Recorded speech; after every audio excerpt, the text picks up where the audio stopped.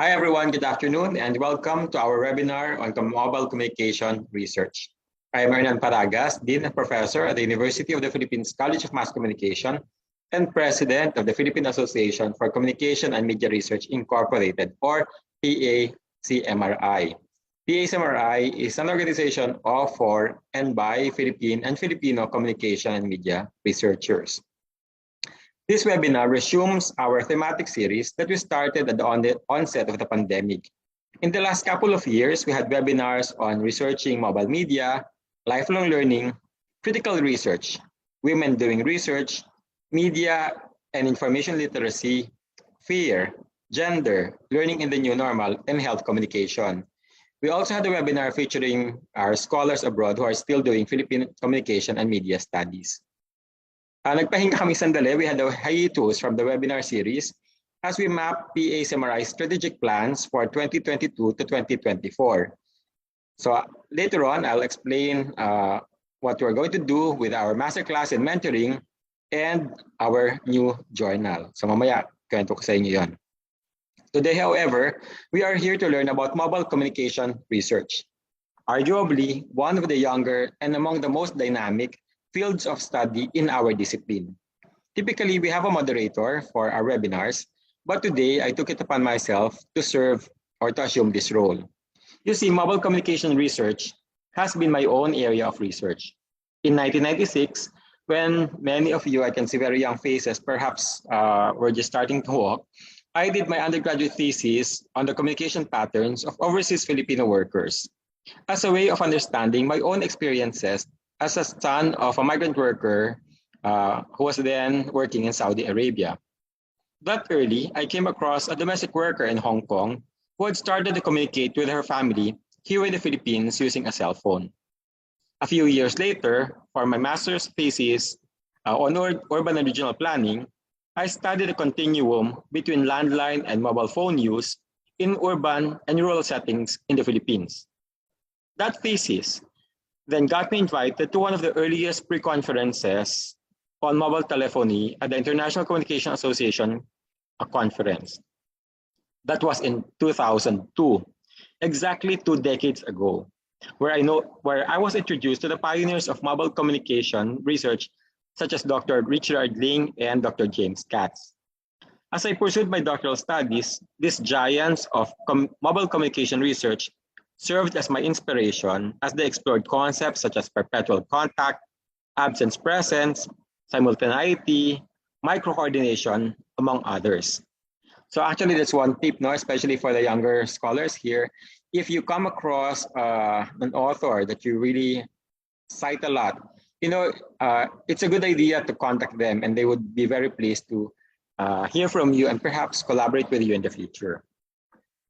In the intervening years, we know mobile communication research has grown, but we continue to tease what mobility and communication actually mean conceptually and to theorize its causes and consequences from the individual, the organizational, to the societal.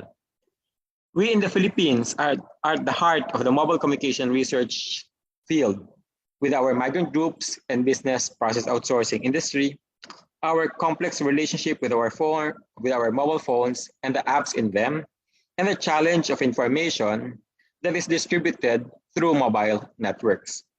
Today, we will hear from 3 stellar scholars who are exploring interesting aspects of mobile communication research. I hope you will get inspired by them as the pioneers of this topic inspired me a couple of decades ago to pursue this line of research. Yan. So before we get started with the presentation, some ground rules first. No? So this event is being recorded for uploading in Facebook later. Kindly mute your video and audio and use the speaker view so you can see how our webinar is intended to be shown. Kindly use your full name as your screen name to verify your attendance for the certificate. And later to post a question or comment, type your question in the chat box, or during the open forum, you may raise your hand to be acknowledged. And once called, kindly unmute and turn your video on to give your question or comment. Certificates will be issued to you once you complete the evaluation form, and the deadline is on or before midnight later today. Yeah. So let's start our presentations. Our first speaker is Dr. Earvin Charles B. Cabalquinto, a lecturer in communication, digital media in the School of Communication and Creative Arts at Deakin University. He's also a member of the Alfred Deakin Institute for Citizenship and Globalization. He is an honorary visiting fellow in the Humanities Research Center at the Australian National University. His expertise lies in the intersecting field of digital media, immobilities, and migration research. He's the author of the book 2022 published, Immobile Homes, Family Life at a Distance in the Age of Mobile Media. The book is published under the Studies in Mobile Communication series of the Oxford University Press. His current project interrogates consequences of digital divide in Australia by examining the everyday digital media practices of older adults from culturally and linguistically diverse backgrounds during and beyond pandemic times. He sits in the editorial board of the International Journal of Cultural Studies. He's also the social media editor of the very prestigious Asian Journal of Communication. So friends and colleagues, it is really my pride to introduce to you Dr. Earvin Cabalquinto. Dr. Earvin. Thank you very much, Sir Hernan, and welcome everyone to today's seminar. And hopefully, you'll be actually inspired to think about your own projects and also future projects. So I'll just share my screen, and we can actually start the discussion on. I think, Sir Hernan, you need to allow me to share my screen, because screen sharing is disabled. Yeah, you can try again.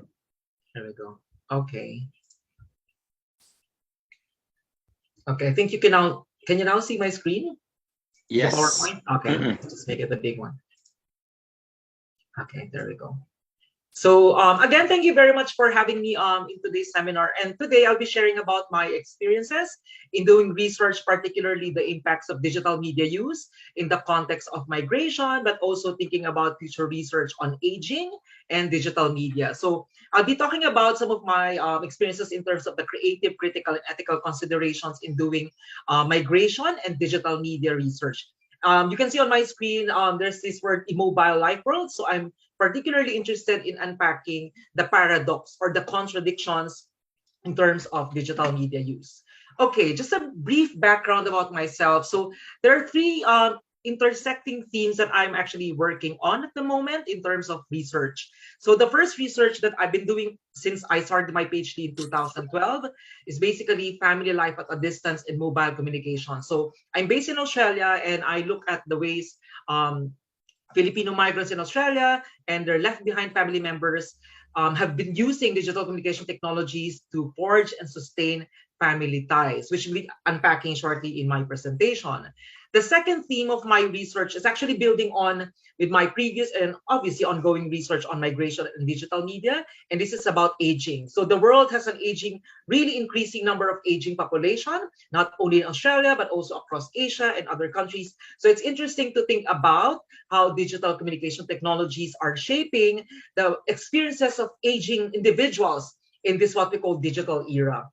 And then the third theme is actually I'm working with Professor Soriano on this project, really looking at digital media platforms, but also unpacking the paradox of online content creation. So we might be interested in looking at YouTube and now TikTok, and they're quite part of our everyday lives.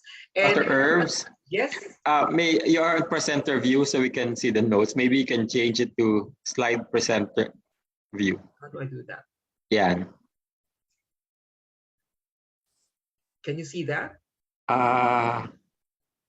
Or let me stop sharing first my screen.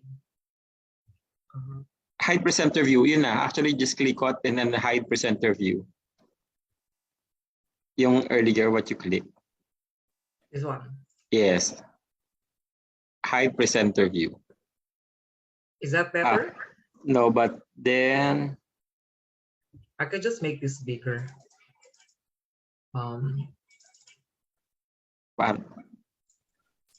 Just click the icon lower right, yung presenter side. Presenter side. Yeah, lower right. The usual our generation PowerPoint There you go. Oh my God. Yeah. Can you see my screen now? Yes, perfect. Full screen. Full screen na siya, no? Okay. So I'll just continue. So I'm working with this project in terms of the theme with Professor Soriano and looking at the paradox of online content creation. So in my own research, I use methods, particularly multi-sited ethnography, and also visual methods, which will be unpacking shortly, and then obviously textual analysis when we start looking at online content creation. So okay, let's start first with this understanding of the theoretical approaches that we're utilizing for our work. Let me just move that screen. I think it's not working again. Let me just stop.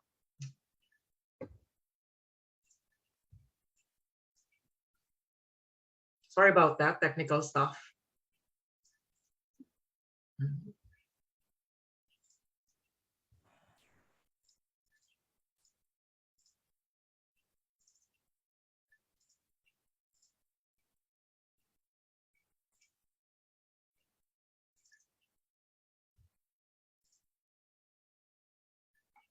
Can you see my full screen now? It's Or is back it to, it's back to the presenter view, but I suppose it's okay. So as long as you don't have ad. Let me just hide presenter view. Is that better? Yeah, better no? Okay.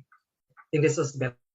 Okay, so in terms of research, so you might be thinking about theoretical framing, right? So in my own research, my biggest influence in doing research on mobile media and communication, particularly the work of John Earvin, the late British sociologist John Earvin. So he actually proposed this idea of the new mobilities paradigm, wherein currently we can see the movements of goods, objects, people, and information, and these movements are facilitated by the transport and communication systems. But at the same time, I'm kind of like thinking about these movements in a global world. I'm interested in really extending those conversations surrounding the new mobilities paradigm within the context of media and communication, but more importantly, contextualizing in a migration research. So I'm really looking at, for example, people using technologies to enact their personal, familial, and social connections, particularly in a globalized and digital world. So this is my currently published book, and it's looking at digital media practices of Filipino migrants in Melbourne, Australia, and their left behind family members in the Philippines. So I'm really interested in thinking about the movements with technologies, with online platforms, with data and information, and how those movements with platforms would be shaping family life at a distance. And we know in the context of the Philippines that we have, millions of overseas Filipino workers or migrant workers spread across the world, and sustaining ties with their family members back in the Philippines and generating all of this, connections through online platforms, right? So this book is particularly focusing on how do we unpack the role of modern communication technologies and online platforms, for example, Facebook, Skype at that time of the interview, messaging applications, and other forms of technologies to maintain family life at a distance. So I did multi-sited ethnography for my work and also visual methods for photo documentation and elicitation. So this will be an example of some of those visuals that I'm talking about. So as you can see on your screen, the left photo is actually a migrant worker in Australia, and I did an interview with him back in 2014. And we did a bit of like a tour in his house, showing me like where would be the desktop computer will be located and where would he be hanging around to, enact like Skyping and connecting with the family members back in the Philippines. And it's interesting because when you start looking at that space, that's the physical home. So I'm looking at the home not only mediated by technologies or the media, but also this is important because we start looking at the social structures, which I'll be elaborating shortly. And then looking at the right side, the right photo, that's basically a group chat between him and the children in the Philippines, and they're exchanging messages on a daily basis. So when we start thinking about mobile communication, of course, it's advancing. And we are no longer afforded with SMS, and other multimedia messages or something like that. But it's very rich with social media platforms, multimedia contents, and even photos, audio clips, and stuff like that. So we start looking in my work, the notion of the home, not only as the physical space, but also very network and transnational. So when we start unpacking, the fatedness of that homing practices in the digital world, we get to unpack the digital access, use, and competencies. But in my work, I'm actually looking at the asymmetries as well. So we tend to look at technologies and their affordances like enabling connections, but at the same time, there are tensions and disruptions happening in that space because not everyone will be having that seamless connection and just even the basic access to technology and platforms. Noting the social structures in the study, I'm actually moving away from technological determinism. So meaning I'm not just looking at how technologies are shaping the everyday lives of migrants and their family members elsewhere, but it's actually about the social structures. So meaning these are family values, family roles, and also expectations that would be shaping the practices. So for example, when I was doing my field work, family members would be messaging family members overseas, like they're from the Philippines, messaging someone here in Australia, sending like messages that would you be able to send money to finance something here, or kind of like just sharing random mundane contents to facilitate that sense of connectedness and also showing care and love within the family. And more importantly, I think this is important intervention because we tend to look at the home as a microspace, but we need to connect our discussions within the broader context of our study. So for example, in this study, we're looking at the case of the Philippines, and that's a case study approach. And when we start looking at the case study, we unpack mobile communication practices as part of broader economic and political landscape. So what do I mean by this one? So for example, when I start looking at the migration of Filipinos from the Philippines to elsewhere, for example, in Australia, that's actually driven by this programmatic migration labor system in the Philippines and the lack of, access to resources back home. And that is shaping the physical mobility. But at the same time, the lack of access back home to resources would be shaping virtual or communicative mobilities. This is where we're talking about the use of technologies for, sending remittances, even sharing memes, which I'll be showing shortly, and even kind of like other messages that would be facilitating a sense of home in that space. So you might be thinking like, Earvin, what do you mean by multi-sited and visual methods in your work, right? So methodological interventions is what we're talking about. So multi-sited, so meaning I did interviews in Melbourne, in some regions in Melbourne, and then I went to the Philippines to follow the family members of my participants here over there. And I started interviewing them in their everyday practices of media technologies, but also it's important to think about the materialities of the home, the physical home. So in Melbourne, as you can see in your top left photo, that top left photo, you can see that that's a migrant actually having a laptop beside the bed, and that's being used whenever they Skype, every night, just to have that connection. And then back home, you can see the woman in their top right photo. They have this desktop computer in the living room and using that to connect to the son who's actually working as a nurse in Melbourne. And then also in the Philippines, the bed becomes kind of like an intimate and also domesticated space wherein you see that bed with the smartphone, and that's being used by the participant in the Philippines talking to the sister base here in Australia. But more importantly, we start looking at digital access, the disparity, right? So this is where we're talking about, like, for example, in the Philippines, you have this limited and quite slow broadband connection, unlike in Australia. But of course, that's not kind of like generalized too, because in some regions in Australia, the speed of the internet is also very problematic. So when we start looking really at the home, it's actually very diverse, network, transnational, but also kind of like being enacted with disruptions because of the asymmetries with digital infrastructures. Then I started looking at and using the methods of visual methods. That's why I have all of these photos as part of this study. So visual methods would be two forms. One is photo documentation. So I was moving in the house of the participants, taking photos, but also photo elicitation. So as we know that technologies are advancing, right? So we are looking at smartphones that can be used for taking photos, videos, and a lot of visual-based practices. So photo elicitation was key in terms of collecting data, not only to understand the everyday visual practices of the participants, but also to unpack what I was talking about, the social structures in the family, the expectations, the norms, and also the broader context through which technologies are used by individuals, revealing digital media practices that are often asymmetrical. So I'll just kind of like go through with some of the visuals based on my study in here. So the participants of the study, they were using technologies for different practices and purposes, right? So the first photo on your left is actually a photo of a migrant worker in Australia using Facebook to curate an overseas life, but an overseas life that it's not about just being having a good life, but it's also very challenging, and you need to work hard in order for you to earn that money. So this photo is actually posted on Facebook for the participant to show the family members back in the Philippines that he is working so hard. At 4 a.m., he's already mixing tons of eggs to be cooked in a hotel in Australia. The second photo is actually a meme circulated by family members in a group chat, particularly siblings. This is interesting because, you know, when you look at the house, or the home rather, you have the mother, the father, and then probably other family members, and then you have the siblings. And typically in a physical space, you have that compartmentalization happening. And that is also happening in the digital world, in the digital space. So there's a group chat for siblings only. So parents are not allowed in that space. So this meme was circulated among the family, the siblings in that space.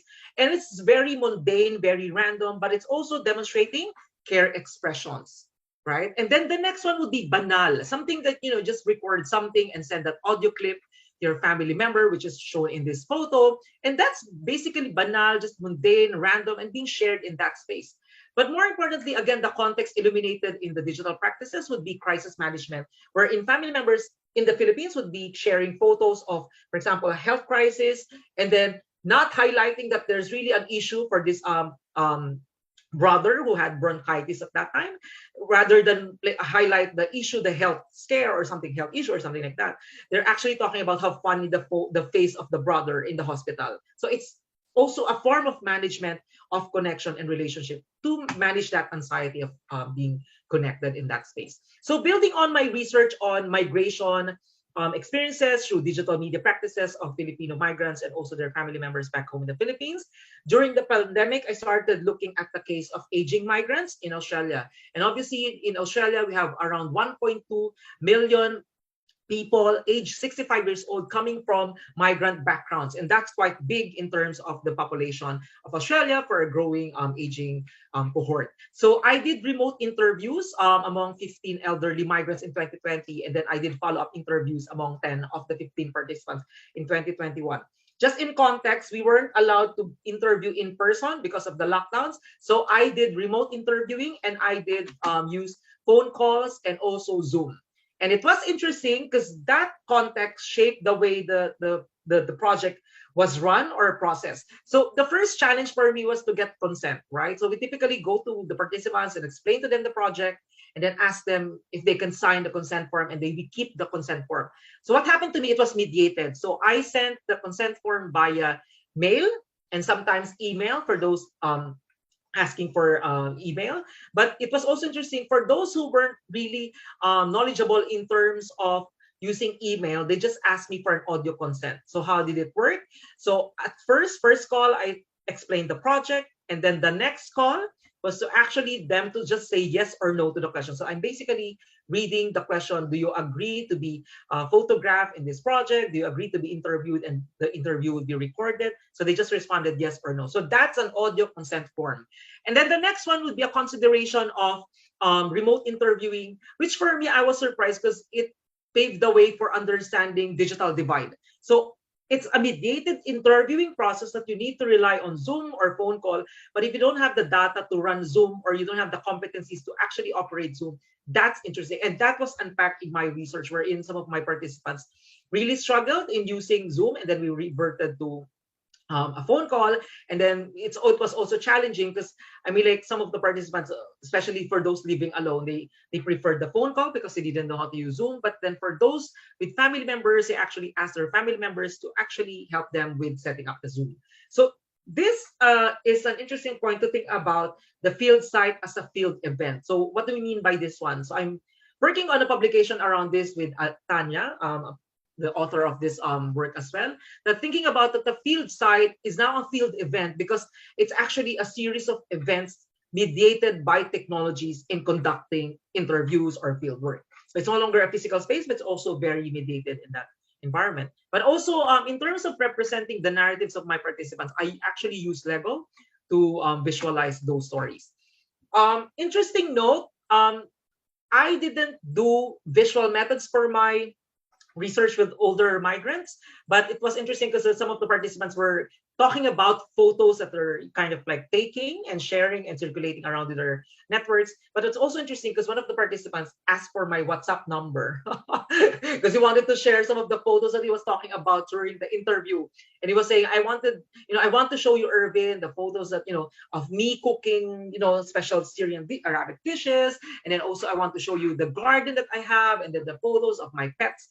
And these photos were actually circulated in a group chat, like with him, the daughter in Saudi Arabia, Oman, and also in Germany, but also the son in Australia. So they're quite dispersed, but because of travel restrictions and lockdowns, they couldn't gather physically. So as it turned out, like WhatsApp became like a family group chat and a space for interacting in that environment. So what did I discovered in that particular approach would be unearthing digital access, use, and competencies, similar to what I noticed in my previous research with migrant workers and their family members back home. So the materialities, but also the capacities to kind of like engage in digital environments, but also mapping the support networks to assist in enabling local and transnational connections, especially for older participants, right? So they're quite not sure how to use Facebook Messenger, or sometimes even the Zoom setup. They ask their family members to set it up for them. And then obviously this is an important intervention, for example, with digital literacy, right? So we start looking at the domestication of those practices, wherein support networks will be playing really a huge role in the use and non-use of digital technologies among, like, for example, older people.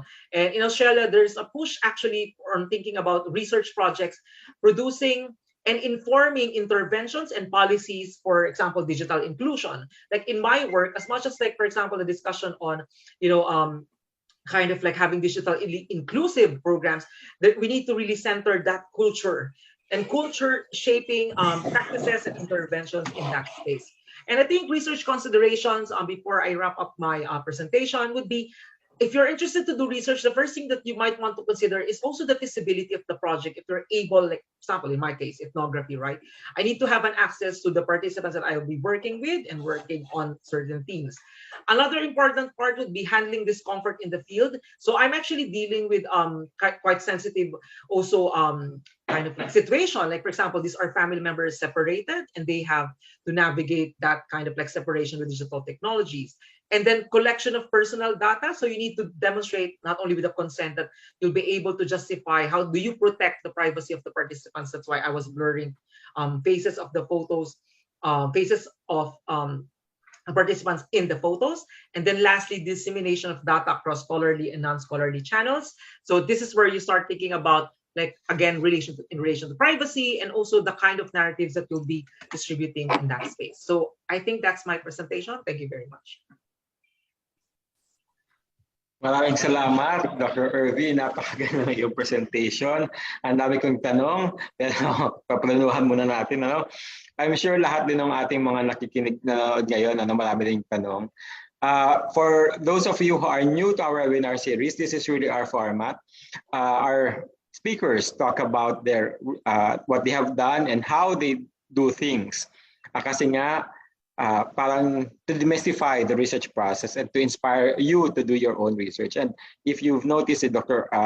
Earvin, yung kanyang work is our experiences. A lot of us have our parts of our, many of us belong to migrant households, and you can see how it can be approached methodologically with such rigor and with significant theorizing as well. So maraming salamat, Dr. Earvin.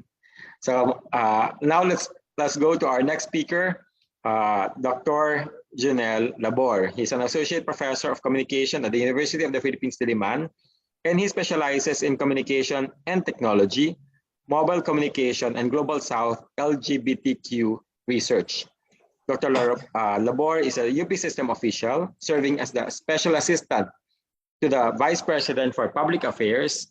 And at UP Diliman, he sits as director of our college's Office of Research and Publication.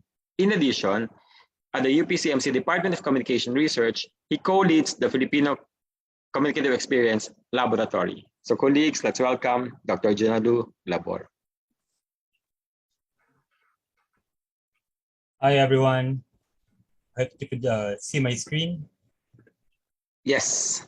Okay. There. So again, thank you so much to the PACMRI for asking me to join this conversation with good friends Earvin and Cheryl. And again, just like what Dean Hernandez mentioned, I am Janela Bor from UP, and I am a mobile communication researcher. Today, I will be discussing with you 4 points. I will first characterize mobile communication in the global south, and of course, specifically in the peripheries. I will try to describe my research work in relation to mobile communication. I'll try to highlight the importance of collaboration in mobile communication research and chart possible research directions for fellow mobile communication researchers in the audience or in our Zoom link. First, a quick definition of what mobile communication in the global south is. So citing Ling and Horst in 2015, if I'm not mistaken, they stated that mobile communication starts really with the inherent role of technology in the formation, organization, and maintenance of social interactions. These two well-loved researchers further that as early as 10 years ago, mobile communication transitions that happened in the global north are now seen in the global south. And what is perhaps more interesting here is that in the global south, the social and cultural dimensions of mobile communication are more pronounced than the technological innovations. However, this development is seen as a source of inequality. And perhaps if you have read Pertiera, he noted that we need to temper our excitement about mobile communication since the utopian possibilities really of mobile communication should be scrutinized in terms of the social and political factors that govern mobile communication engagements. And recently, Angelo Lorenzana and Cheryl Sorian, the next speaker, in their 2021 special issue in a journal mentioned and argued that developments in the Philippines are happening, especially since, in their own words, platform and convergent digital communication, along with the increasing penetration of digital media in the everyday life of most Filipinos are happening. Now, if you talk about global South, as a concept, it's still quite a big concept. And if you dig deep into that notion, the intellectual movements of global South is governed by a lot of things. Most of them are talking about references and referring to histories of colonialism, neo-imperialism and social change. And large inequalities happen in the global South as it is shaped by, geopolitical power relations. And because of such, lives are still curtailed, even in global South new cities, particularly amongst non-heterosexual lives, for instance.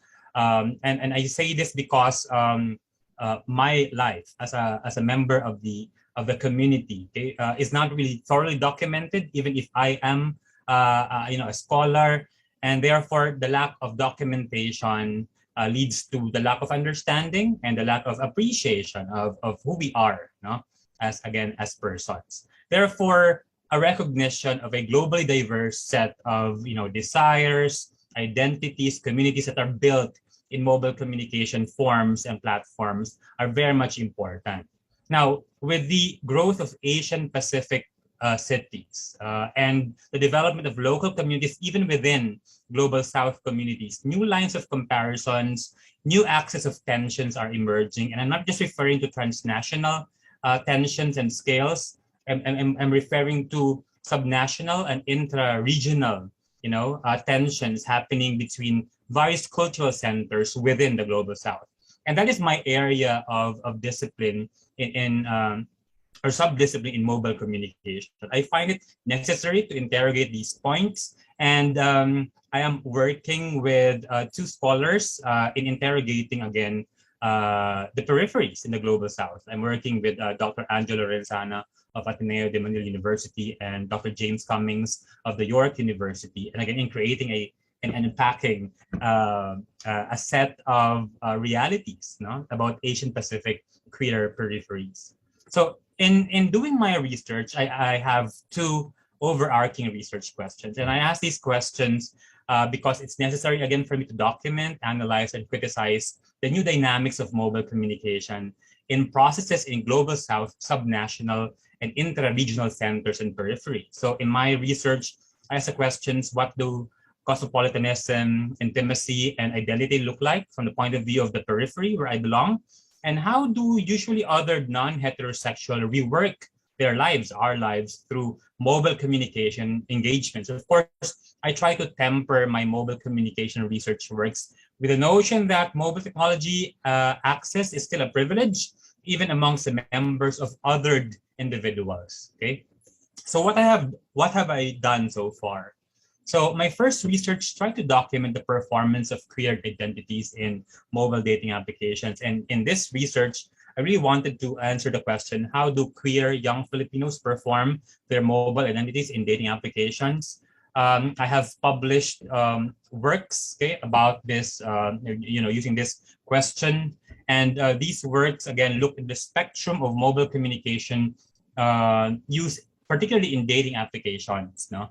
And from accounts of attributions to mobile representation, I tried to describe, same time criticize, how mobile technologies socially shape interactions. Okay, I've tried to document as well how technology, influence behaviors, okay, mobile communication behaviors, and I've tried to unpack and ascertain the tensions actually that govern the relationships even amongst the other individuals. And when I talk about the other individuals, this would be the cosmopolitan gays living in the Philippines and the bakla who are part of the LGBTQ community in and outside the Philippines.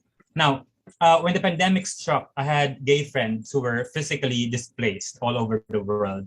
So my 2021 works focus on how intimacies were enacted by mobile communication. In this line of research, I've asked the question, what forms of queer or queered intimacies have been enabled by mobile technology during the pandemic? And my publications centered on a characterization of the nature of intimate queer online relationship during the pandemic. I tried to look into the notion of romantic intimacy as mediated by mobile telephony and mobile technologies, and the social processes that govern the interactions of gay individuals. Again, for the purpose of mainstreaming and for the purpose of critiquing, really, types of intimacy works between and amongst gay couples. And then, of course, I also do message analysis, right? Again, using the same framework of mobile communication and the periphery. So in this line of research, I asked a question, how is mobile technology used for queer activism? So the pandemic also gave birth to these two researches that I've done. The first one is with Dr. San Pascual. The second one is a yet to be published work with Ateneo Press on tweeting LGBTQ activism, again, using a celebration, okay, and in quotation marks, okay, a pride celebration is seemingly now being seen as not as an expression of activism, but rather as a form of capitalism. Okay, so again, the same spirit lives. We try to unearth and unpack what the value of mobile communication is for LGBTQ communities, how mobile communication platforms are utilized in creating all these expressions of activism, and perhaps temper really the role of technology in enabling these kinds of activism. So in a nutshell, when I talk about all these researches, you can categorize the studies into two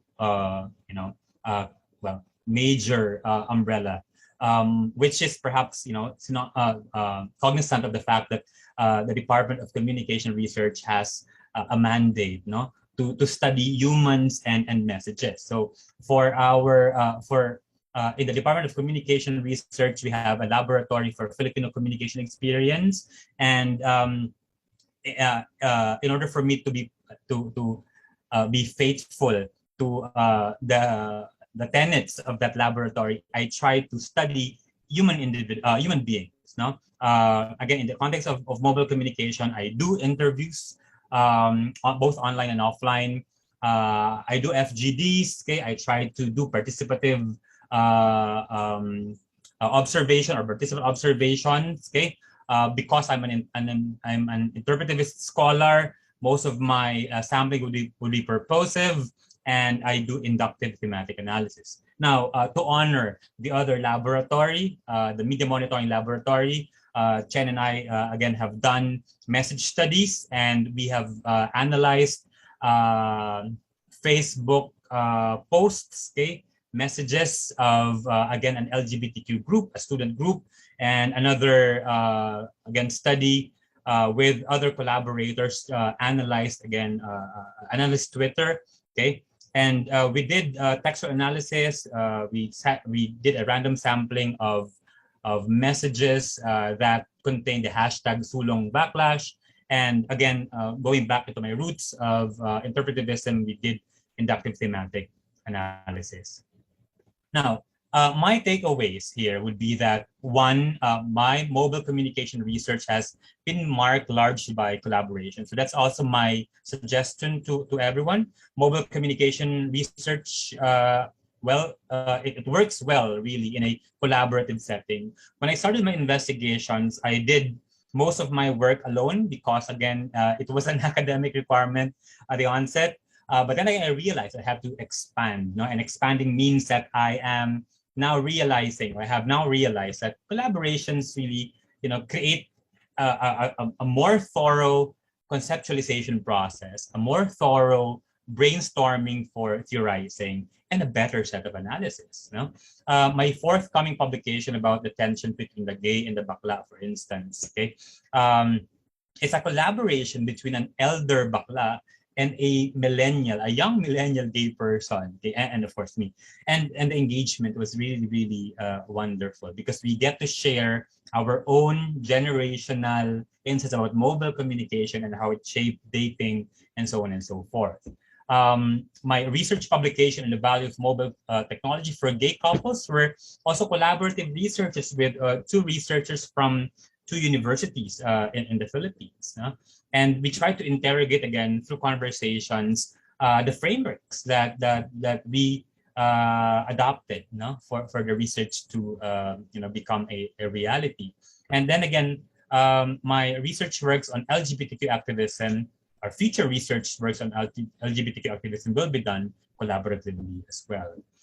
Research about special groups must undergo ethical considerations. Okay, so on top of the mobile communication ethical concerns, there's also, again, a different, or an additional set of ethical considerations for special groups. And it's very much important to also, again, put this into the picture. And then lastly, of course, documenting the mobile life worlds of individuals in the peripheries is a necessary step in recognizing and celebrating diverse sets of human beings. Now, gone are the days that we are supposed to just document special groups like LGBTQ for the clinical purposes, right?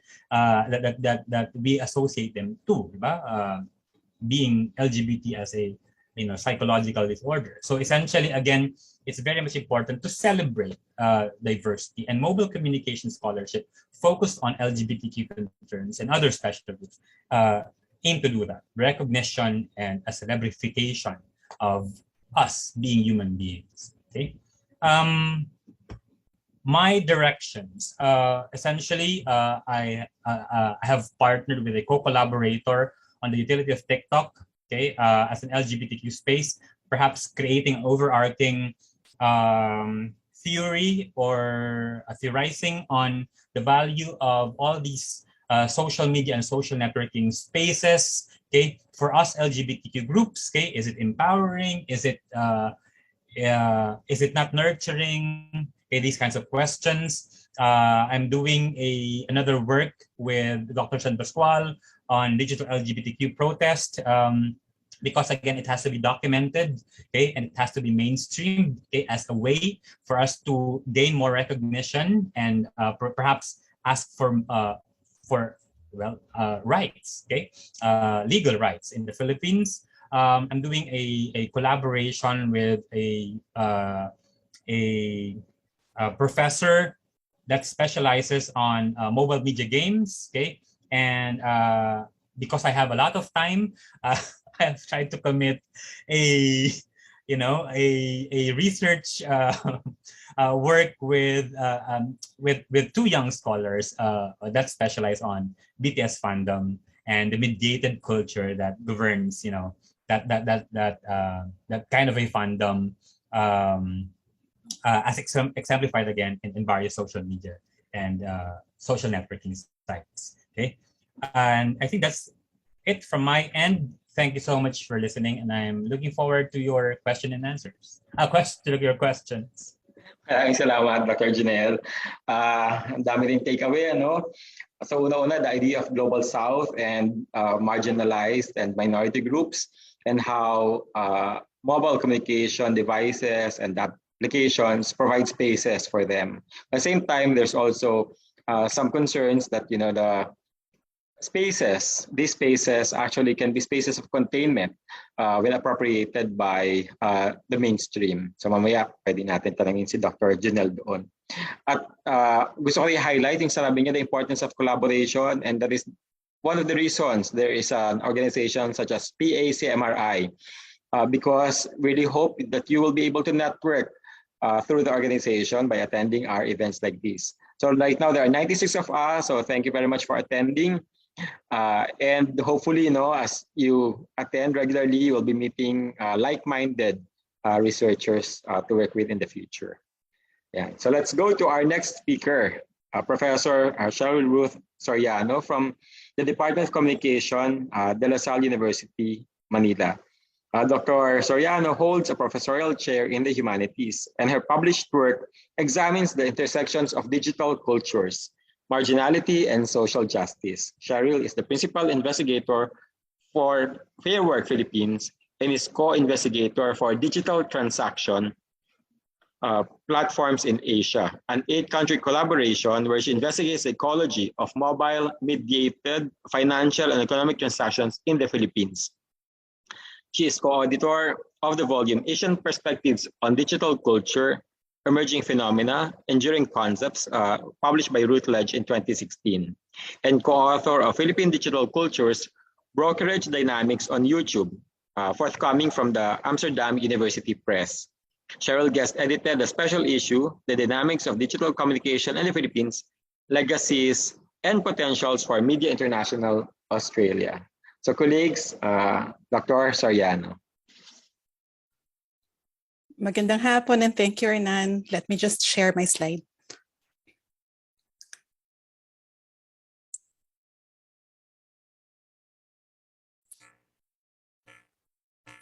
Just checking if you can all see it and hear me okay? Yes, perfect. Thank you so much. Thanks to PACMRI, Dean Hernan, and to my colleagues. It's nice to speak last because there's always a way to connect to what my other colleagues and panelists have said earlier. So what I'll talk about today nicely intersects with some of the key points that our other co-panelists have spoken about, and they pertain to continuing questions that I ask of myself, mostly ontological and epistemological questions that guide the way I have been thinking about mobile communication over the years. And so my sharing today with you will focus on signaling the value of locating mobile communication research in the everyday access and digital transaction ecologies of Filipinos, especially those in the economic margins. And I'll divide it into two sets. Now, so the first one is situating mobile communication within media access ecologies.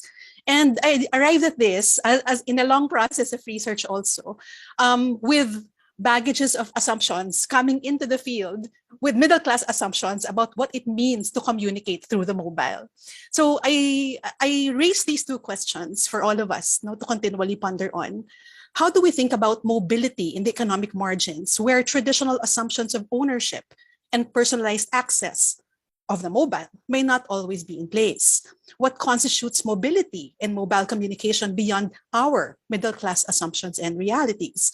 And how do we study such mobilities that are inclusive of the diverse access capacities and inequalities, especially rampant in the global south, the Philippines? How do our approaches to researching mobile communication and mobilities map onto and reinforce existing inequalities? And then in the second half of my talk, I'll ponder on my reflections about situating mobile communication in a web of broader digital exchanges, also facilitated by the rise of platform communication that's often unleashed through mobile apps like Grab, Foodpanda, Angkas, TokTok, etc. So I ask here, because we often study human-to-human communication in the context of mobile communication. I ask here, in the context of these apps, who or what is the communicator, and what communicative relations and organizing processes do these facilitate? But also in the prominence of app communication, how could mobile communication research take into account the assemblage of technological and human exchange processes in our contemporary platform ecosystems? I'll begin with the first one, so the mobile communication within media access ecologies, which reflects many of my critical thinking about my own approach to research. When I came to begin starting this research, we wanted to understand how young people in low-income communities, or what we call informal sector communities, were using the mobile. When we came to the field, we assumed that young people will have access to mobile phones, individually owned, because the cost of mobile devices have become much, much cheaper. And also at the same time, we have a preponderance of promotions of mobile internet, diba? So that was our assumption, but mobile internet has material requirements such as access to an internet-capable phone, money to buy credit for accessing data plans and Wi-Fi, which we come to realize many young people in low-income communities were not able to afford on a sole ownership basis. Some of them share siblings' phones, they borrow from their parents, classmates, or share a device with a boyfriend or a partner. And still, a number had their phones break down, so meaning intermittent lang yung access nila. Or they might have to pawn or sell their phones due to financial need. I recall in one of our ethnographic interviews, a pool of students were taking turns in sharing the device of one particularly well-off classmate. Further, cheaper units and promotions also imply slower connectivity and data cap, as Earvin mentioned, that limit what young people are able to do on the internet or mobile internet, and which compelled some of them to continually rely on public access points. This led us, our team, to examine and situate mobile communication within a broader ecology of technological access they used to fill in the mobile access gaps. And so in this part, I'll talk about, aside from the mobile internet, we highlighted two other popular access points in these urban communities, the computer shop and the PisoNet, within a broader media access ecology. I'll focus a little bit more on the PisoNet because from our research, it appeared to approximate the very nature of mobile access of young people who did not have access to full mobile ownership. So I guess mostly local yung audience, so I probably do not need to describe what the PisoNet is in a larger detail. It's like a jukebox computer where we put a peso para ma-access natin yung internet of 1 peso. And obviously the study was done way back, 2015 to 2018, prior to the pandemic, when we could see the access ecology and visit these communities with the young people. This is considered the most sachet of sachet accesses and attractive to young people who do not have regular access to mobile internet and are unable to afford or unwilling to pay the hourly rate in computer shops kasi mas mahal yung entry point. It approximated the reality of young people's mobile internet use. It was sporadic every now and then and recurrent. Without much financial capability, young people are able to check their FB status every now and then, just as they would do with a mobile device. With a peso of 4-minute internet access, they can check their FB status if someone liked their post intermittently or drop a friend or family member a message. With 2 to 3 pesos, they can watch a YouTube video, a short one, or even search assignments or job openings on Google. When we went on the community, we requested the young people to map where these PisoNets are. We also asked them to jot down a diary what time in the day they would go to the PisoNet, along with what time of the day they might access mobile devices, just to get the comparison, as well as the purpose of their use. We find that these purposes and the recurrence and the sporadic nature of their access somewhat align. Because many PisoNets are right at their doorstep, unlike cyber cafes, which are not as common and geographically distant, It is one that they can easily insert in between household chores, play, or school, and it is also attractive due to its location. Quite interestingly, again, the pattern of the way they were using the PisaNet was quite similar with the way they were using mobile devices if they ever had access to them, especially in shared contexts. Because the PisaNets are located at the heart of low-income neighborhoods along the alleyways, they are sites that local youth visit once they wake up in the morning, sometimes without having taken a shower, brushing the teeth, similar to the nature of internet access using our mobile devices. One common appeal is that it is not restrictive, unlike cyber cafes with many rules. It is comfortable and organic, a form of access. They eat, drink, smoke while using the PisaNet, as they could while using the mobile. In PisaNet, shared access is common and collective experience also resonates with the reality of communal, informal settler life.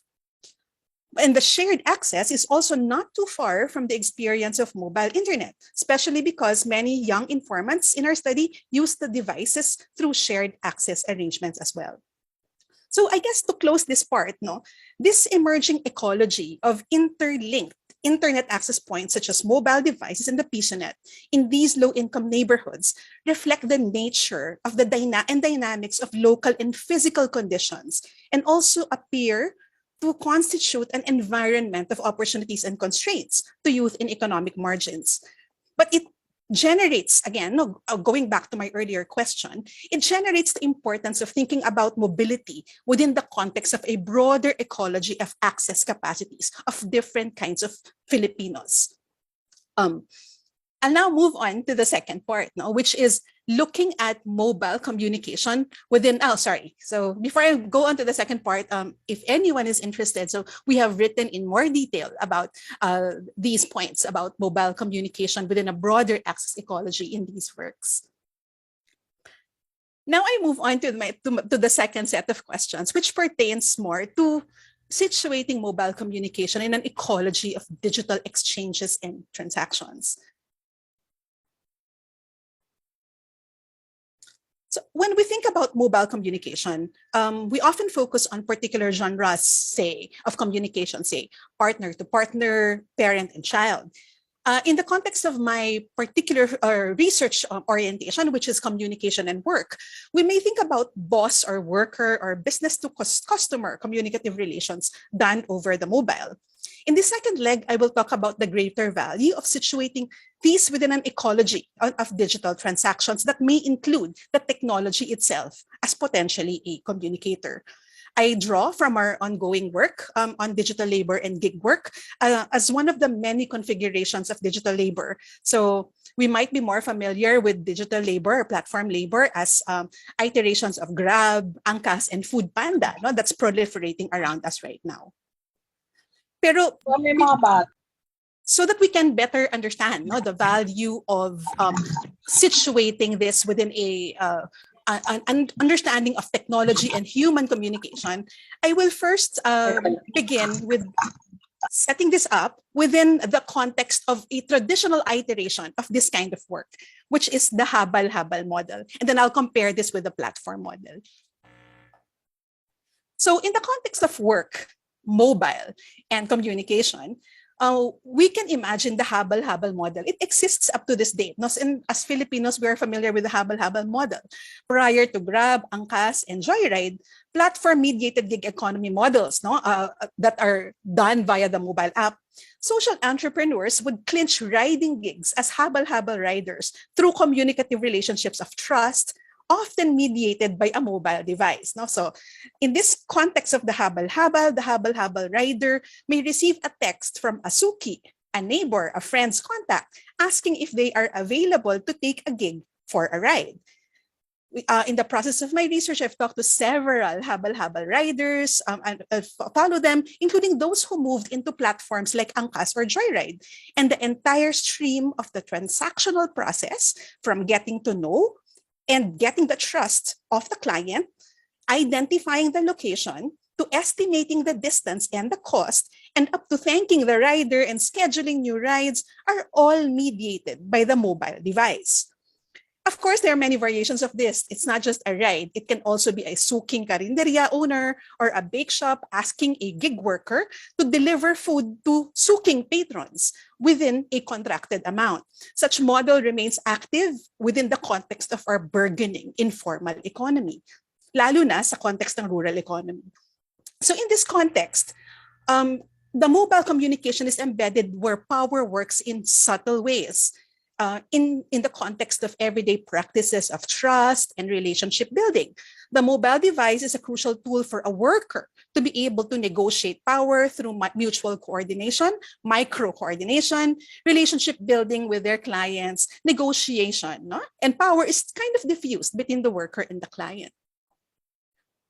But now, in the present day, we live in the world of apps, such as Lalamove, TokTok, Grab, and Angkas. So the habal-habal model has somewhat become formalized, or they say platformized, in the platform economy model. So here we have seen these apps sprouting, especially in the height of the pandemic lockdowns, although many of them have been there prior to the lockdowns. Many Filipinos who have lost jobs moved into the platform economy, attracted by the flexibility that it promotes. The mobile app, which unleashes its power through the device, is crucial in this platform economy. In a way, it expanded the market exponentially for workers. Markets beyond their initial network of contacts and relationships, broadened by the app's big data matching system. It also expands the pool of rider possibilities, no? Para sa atin, mga customer, mas marami tayong pwedeng mamatcha na potential na riders. In this kind of a platform economy, what we often see is the mobile communication between a delivery rider and a customer. And we can study this communicative transaction. In fact, my earlier approach was to actually look at this communication between the customer and the rider, or the driver and the customer. But this communication, I think my key point here is that this communication is embedded, importantly, within a broader ecology of communicative transactions. We will be able to see the changing role of mobile communication in the organization of work, economy, and society more broadly if we situate this communication within this broader web, which I show here. So gig work platforms such as Joyride, Grab, and Angkas deploy their communicative power and management through the mobile app. Essentially, platforms facilitate the relationships between a driver and a customer in ride-hailing apps, or between the vendor, the customer, and the rider, not in the context of food delivery or express delivery. So often what is visible to us are the ones in the red, the communication between the rider and the customer, or the rider and the fast food merchant. But what we don't often get to look and ponder on more closely is the kind of communication that happens between the platform or the app and the worker, or the platform and us, the customers, and the platform and the merchants. But this communication between the app and the other actors, worker to app, vendor to app, customer to app, is also very crucial in the sense that it organizes very important economic arrangements via the mobile device. So the app communicates entry, sinong papayagan makapasok sa app, who can stay in the app. It also organizes who will become visible in the app and who can get matched in the app. It also identifies what kind of data it asks from us, and how that data can be used for matching us. It also communicates to the worker how much is the rate. It tells us customers how much we have to pay for the transactions. It communicates the rewards and the tips and many other things. It conditions management and work transactions. It tells the worker kung kailan siya masususpinde, kailan siya ma-evaluate, and kung pwede siyang mag-lobby if suddenly masuspend siya. And so all of these within this economic transaction is conducted via the app, normally, not always with a human person in the other side of the communicative interaction. It's also important to note that these apps can be global, with global mechanisms, protocols, and rules. But also, we have started to have local kinds of platforms. So to quickly compare this communicative transaction on the mobile versus the habal-habal model, I try to argue that what we are seeing here, and importantly for us to continually probe in our research, is the transactionalization of mobile communication in the platform economy, where the power and control of users become largely subsumed under the platform's management power unleashed through the mobile app, which we need to continually then probe as a communicator in the broader web of communicative relations. So I guess to close, we don't often scrutinize the platform's organizing power through mobile communication, and perhaps we can continually probe this in the context of future research, especially because platforms are able to evade sometimes their responsibility through this technologically mediated management and orchestration of economic and social transactions. Because what we see is just the mobile device. Parang ang hirap i-pinpoint kung sino yung nagko-communicate. The second one is that these economic transactions are also transforming the informal economies that we have traditionally had, such as the habal-habal model. So some of the riders told us na napilitan na silang mag-ride on to angkas and joyride because the habal-habal industry is getting a kind of challenged by the proliferation of these apps. Pero at the same time, they're able to insert these habal-habal models even if they are already contracted by angkas or joyride. In more summative terms, I go back to my original ontological and epistemological questions. Again, it's important for us to continually ask the question when we conduct mobile communication research, who is the communicator?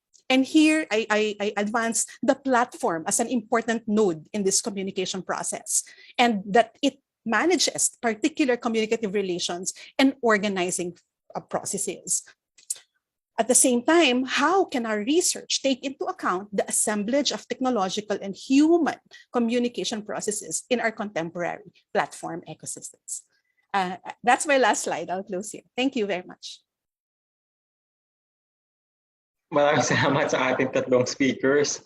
Wow, wow talaga. I think lahat tayong mga nandito ay namangha at napatahimik sa pagkamangha sa inyong mga presentations. So let's just, Kath, can you stop the slide muna and then spotlight our three speakers. Ayan. Siguro simulan natin, kasi my fear is the unintended consequence because they have been so impressed by your presentations. Baka matakot na sila na gumawa ng mobile communication research. So siguro, balikan natin sa simula. How did you get started in this agenda? Kasi di ba, a lot of young researchers here and who want to get started but may now seem daunted by the complexity pala of mobile communication research. So paano nga ba magsimula? O paano kayo nagsimula? Sino gusto yung magsimula? Janelle? Si Earvin. Si Earvin na daw. Sige ako mag-start. Yeah, I think yung sa research, kasi pag narinig natin yung word na research, overwhelming talaga siya. Iniisip natin puproduce tayo ng 1,000 of words, yung document, ganyan, tapos yung process ng research. Pero I think kailangan, like in my case, ang research for me is a lived experience, embodied siya. Like for example, I was based overseas nung nagsimula ako mag-research ng mobile communication in a transnational context. Because mismong ako, kumukonect ako sa family ko sa Philippines with the technology. So there was an acknowledgement and an observation na what we call yung phenomenon. So may phenomenon na nag-emerge and then you're actually opening questions in relation dun sa phenomenon. And I think important sa research yung mag-start ka muna sa research questions. Like ano yung gusto mong i-unpack or i-discover through that research na pwede mong as ang starting point is yung lived experiences mo nga. Like for example, in my case, yung paggamit ko ng technology pag mag-send ng remittances or yung tension na New Year na, Skype ka tapos naghahang kasi alam mo or even yung babatiin mo lang ng happy birthday, nag-blow na ng cake yung nasa Pilipinas, hindi mo nakita kasi nag-freeze yung camera. So ano yun, very interesting siya kasi part siya ng family life and everyday life.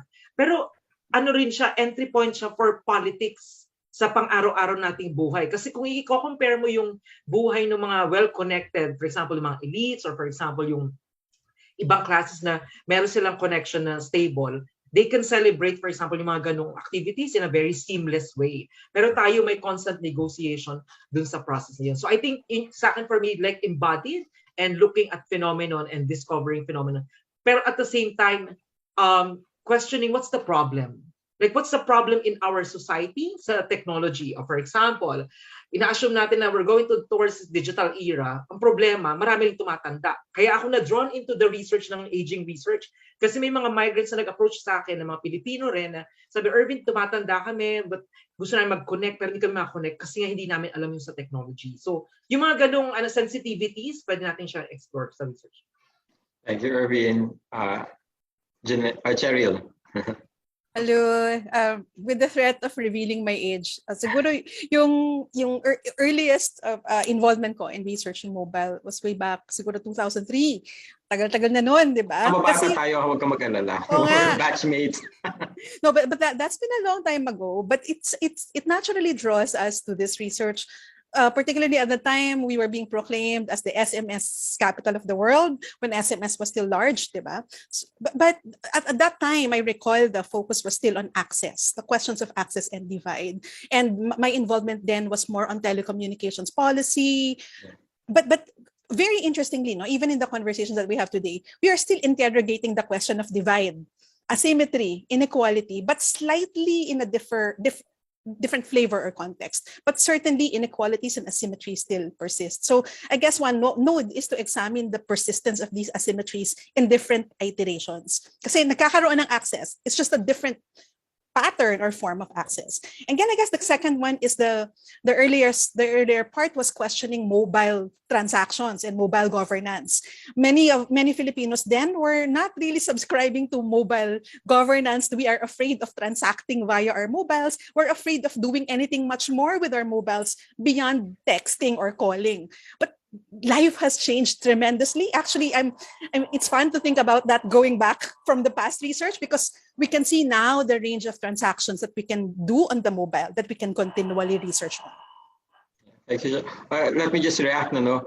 Yung the rise and fall of digital divides and mobile communication, di ba, with simpler cell phones then, yung mobile phones were quite universal, and then free access across different groups of people, and then the rise of the smartphones and the more complex cell phones and applications, and then we see another round of digital divide, and people who are marginalized again because they don't have, as I said earlier, they have limited access, and then the pandemic has exacerbated them because people depended on PisoNet. Now PisoNet, there's limited use of PisoNet because of the pandemic protocols, etc. Sige, let's start. Continue kay Junel. Yeah, ako, well, lived experience, it's a very personal reason, no? Parang ang weird na ang safe space ng LGBTQ community ay ang mobile space, di ba?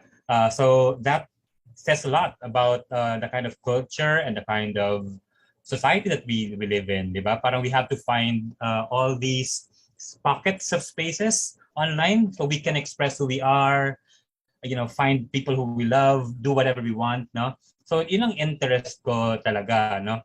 So simula naman ako theoretically sa presentations at napunta lang naman ako sa mobile communication presentations because of that, question, no, na parang bakit hanggang ngayon may ganito pa rin. So sabi nga ni Cheryl, different form of othering, di ba? Kung dati mas economic. Ngayon, the intersections of othering are there, and sadly, andyan pa nga may panibagong forma, and yun ang ini-interrogate ko na parang sabi nga ni Nalilustre, 2021 na, di ba? Ganito pa rin tayo. So we try to conduct the research for us to document and hopefully by extension create policies, no, that would again mainstream a lot of things that are not currently mainstream yet. Yun lang. Yeah. Sige, let's pause. Baka may tanong kayo ha. You may have questions and please just raise your hand or type in the chat box. Don't be shy. I know we tend to be shy or timid in these kinds of webinars, and we haven't had this one for a long time. So it's again a learning curve. But if you have questions, just type or raise your hand.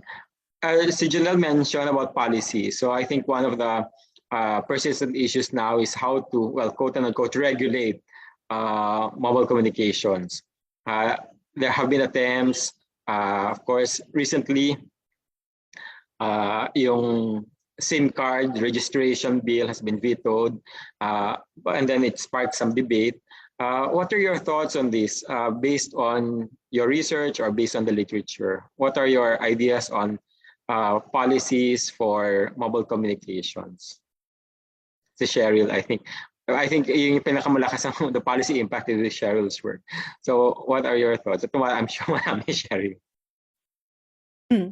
Yeah, well, I build on some of our colleagues' work who have tried to interrogate the social and political implications of the SIM registration bill. Before, policy on mobile communication was more on digital divide policy and facilitating universal access. So how do we, parang there was even the question of universal service provision, wherein mobile technology companies, providers will be forced to facilitate greater access capacities for more Filipinos at much lower costs. I guess the question in relation to the SIM card registration bill, bill pa siya, kasi hindi siya napasa sa law. So I guess we need to question it in terms of what is it really trying to solve? What is it really trying to address? And based on some of the critics of the people who have been studying this at a deeper level, it appears that what the legislators were imagining that the SIM card registration bill will be solving is not exactly empirically supported in the experience of other countries. So my response is limited because I have not personally done the study on the SIM card registration bill, but building on these, may policy paper, yung democracy.net.ph, and also Grace Mirandilla, who has been doing a research on this. And their key point is that what it is trying to solve does not appear to be actually solvable from the evidence shown by the experience of other countries. So I'll stop there. Baka my other colleagues have thoughts. Thank you. How about you, Janelle? Because there's a significant privacy issue, no, especially with marginalized groups and minorities. Right. Kasi in a way, this is a modern day panopticon, if you want to be critical about it, right? Again, we have a lot of things na unresolved. What does it entail? Okay, to be registered, kumbaga, what is the purpose? Parang if this is a case of us being, say, compliant with international laws or agreements, then kasi it's a reality abroad, diba? There are strong points towards coming up with the registration. You having a singular identity, diba? Packaging everything. Kumbaga yung ID mo, ayan na siya lahat eh. Ayan na siya eh, compendium na siya eh. But then again, sabi ko nga, that also points to a lot of issues as well. One,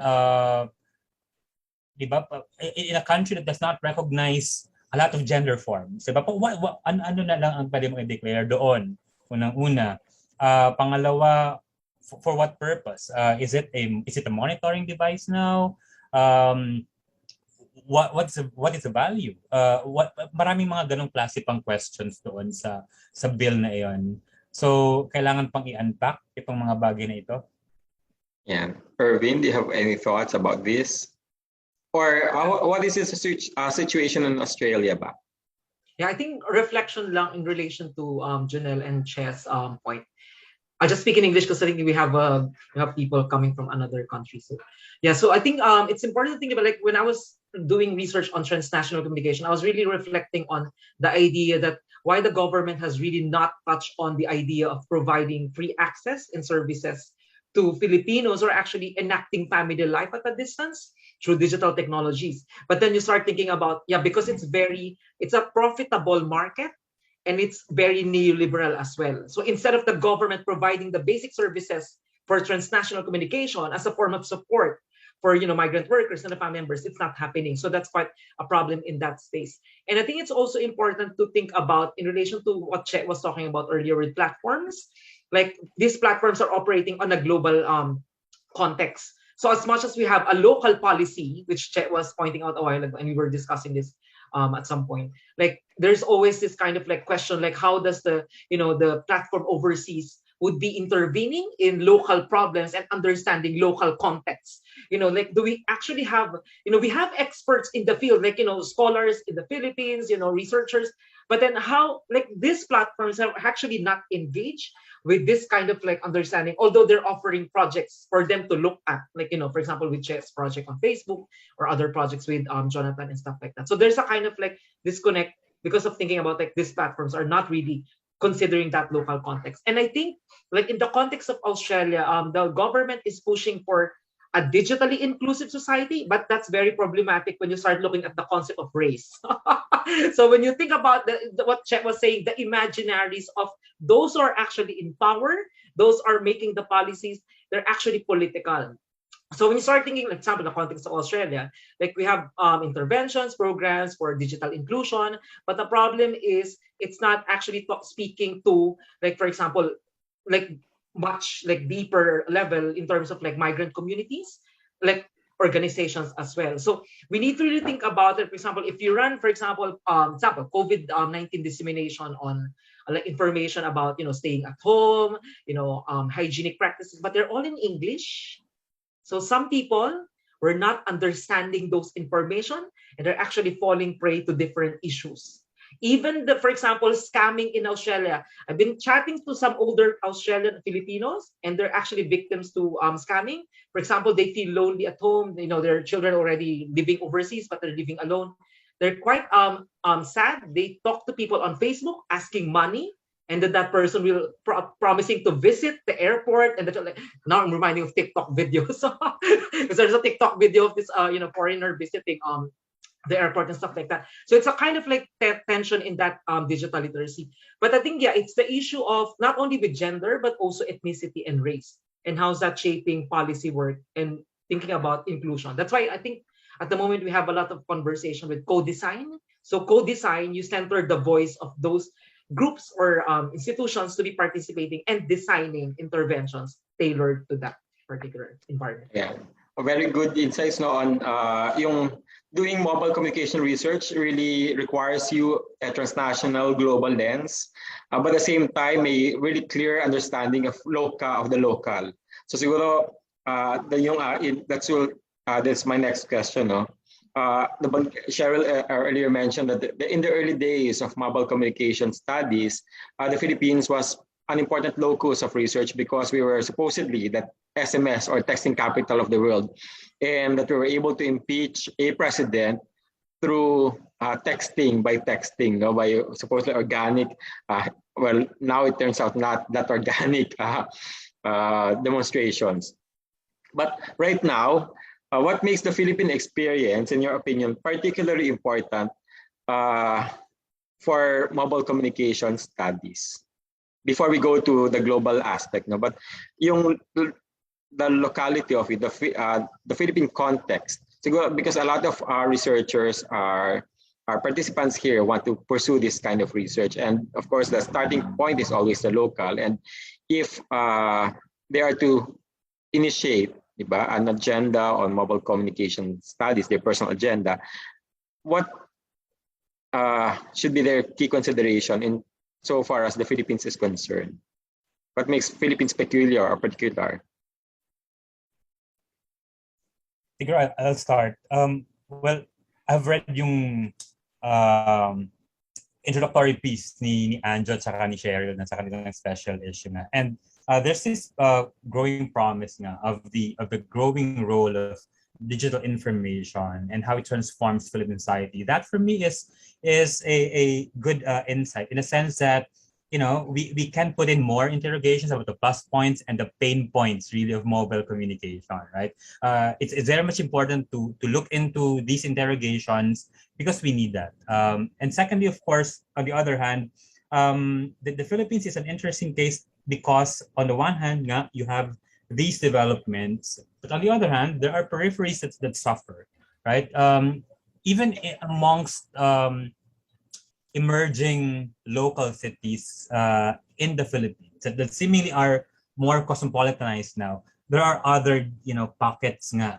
And I think the Philippines should scholars in the Philippines should mine, okay, these experiences and document them so that we can create more descriptions, more characterizations about who we are as a community, as a local community, and perhaps how we can participate or how we are disabled in participating in the global communication, mobile communication spaces. That's my point of view.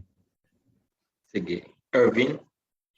Yeah, I think in relation to what Janelle was actually trying to say, I think it's important to center that local culture and how that culture is shaping everyday digital media practices. Starting point, you can describe how technologies are being used and how technologies are actually shaping everyday practices, connections, relationships. So, but we should be moving away from that idea that technology will be shaping all of these practices. We need to situate all of these practices and the affordances of the technologies within the broader context. For example, what she is also doing with the economic and political landscape. And in my case, I look at it through a global perspective.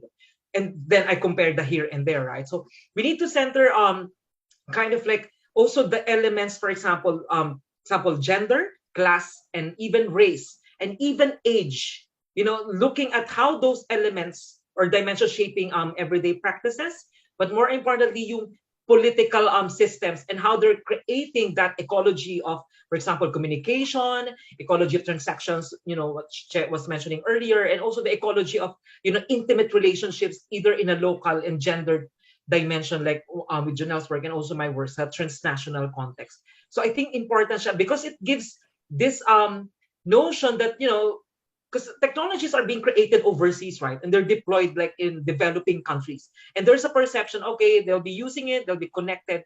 But the connection is also connected to colonial histories. For example, in the Philippines, we should not forget that the colonial, historicity of those practices, but also how that historicity is actually shaping and changing the way we think of technology, the way we use technology, and how do we actually advance our society with using technology or even not using technologies being fed to us or something. Yeah.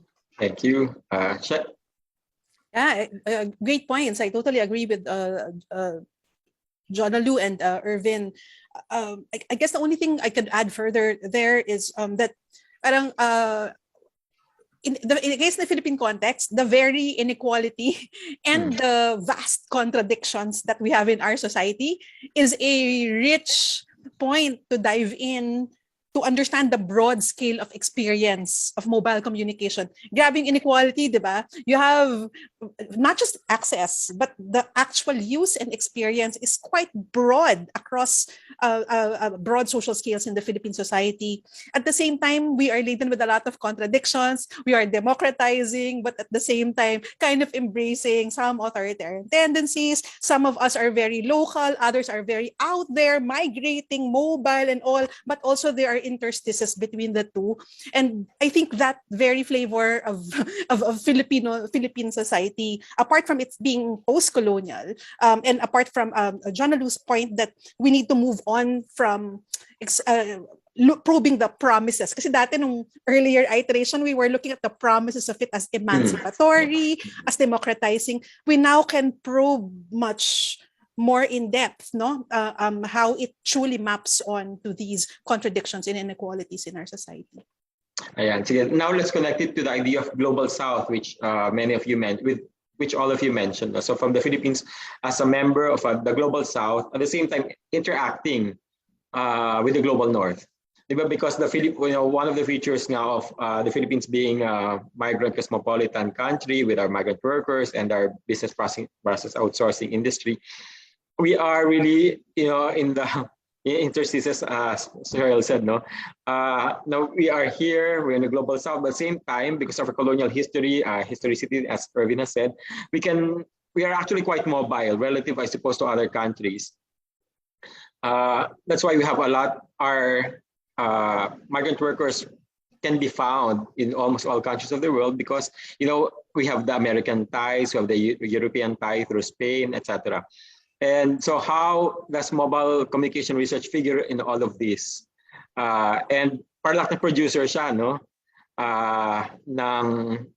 Again, the Philippines being Philippines, peculiar on its own, and then part of the global south, and then yung kanyang mobility in global milieu. Ikaw, sige, I'll ask Earvin because sa kanya yung pinaka-transnational, the interpersonal level, and then I'll ask Cheryl naman tungkol sa mas organizational, industrial level. Sige, Earvin. Yeah, actually, Ernan, it's really interesting when you start thinking about mobile, because the perception is mobile to move, right? To move, to connect, to be connected or stay connected. But when you look at the case of the Philippines, Che is correct, like the paradox, which I've been exploring as well in my work.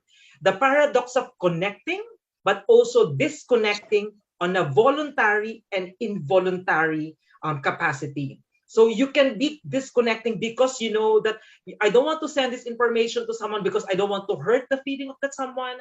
I know that to navigate affordances, to hide information because I want to preserve the relationship or something like that. So that's shaped by perhaps structural power in the domestic space, for example, family members. But at the same time, it can also be involuntary.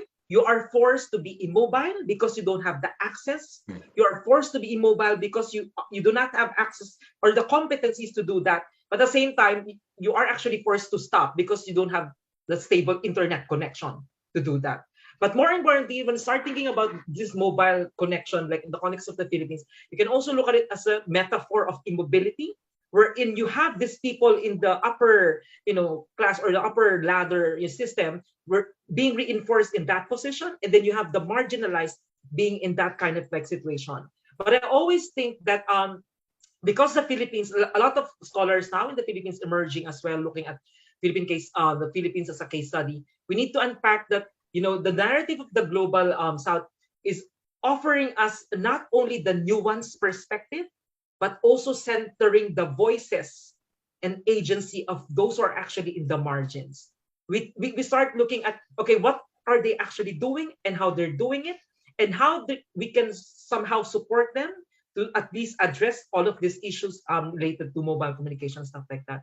But I think it's also important to think about that because on a transnational perspective, we tend to look at global communication. It's seamless. There's an assumption, as Che was saying, it's we're all kind of like connected. But at the same time, it's transnational connection. You can see the asymmetries, and we need to unpack that because that's an entry point for understanding digital divide in a global context.